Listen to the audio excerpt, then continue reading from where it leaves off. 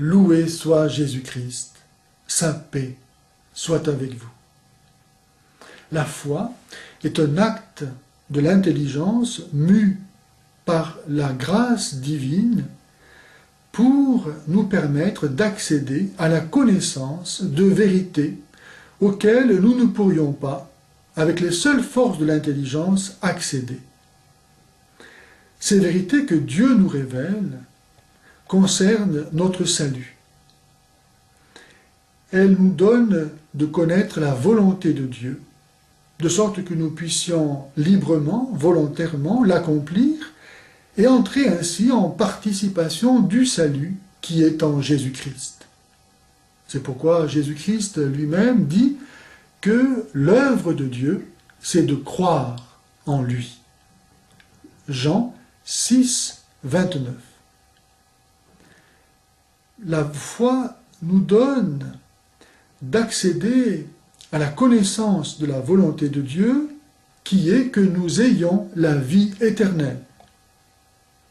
Celui qui croit a la vie éternelle.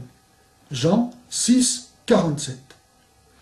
C'est pourquoi il est impossible de plaire à Dieu si l'on n'a pas la foi. Hébreux 11, 6.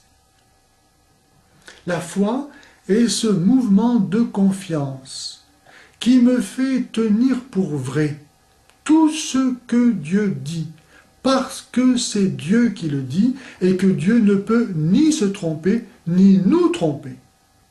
Et donc, je crois tout ce que Dieu dit.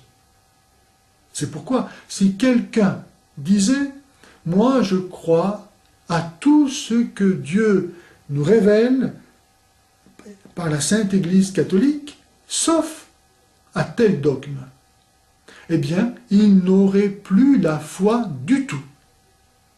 Car tout ce à quoi il prétendrait croire, il ne le tiendrait pas pour vrai, en vertu de ce mouvement de confiance qui nous fait croire comme vrai ce que Dieu dit parce que c'est Dieu qui le dit et que donc Dieu ne peut ni se tromper ni nous tromper, mais parce qu'il l'estimerait crédible.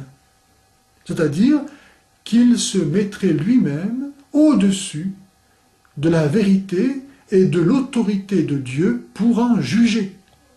Et tous ceux qu'il accepterait de tenir pour vrai, il l'estimerait vrai en vertu du jugement de son libre arbitre et non pas en vertu de ce mouvement de confiance en Dieu. Les dogmes de la foi sont des lumières sur notre chemin pour éclairer celui-ci et le rendre certain, sûr.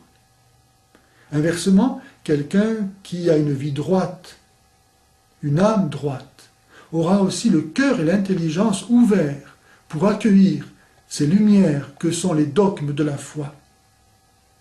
Combien aujourd'hui, même parmi les chrétiens et parmi ceux qui vont à la messe, qui ont rejeté ne serait-ce qu'un seul dogme de la foi, qui le purgatoire, qui l'enfer, qui la virginité de la Vierge Marie, qui la présence réelle, qui la primauté du pape.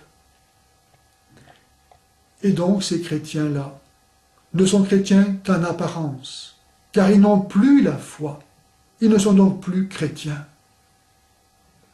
L'acte de foi nous oblige à dire ceci: mon Dieu, je crois fermement tout ce que vous m'avez révélé et que vous nous enseignez par votre Sainte Église catholique, parce que c'est vous qui l'enseignez et que vous ne pouvez ni vous tromper, ni nous tromper.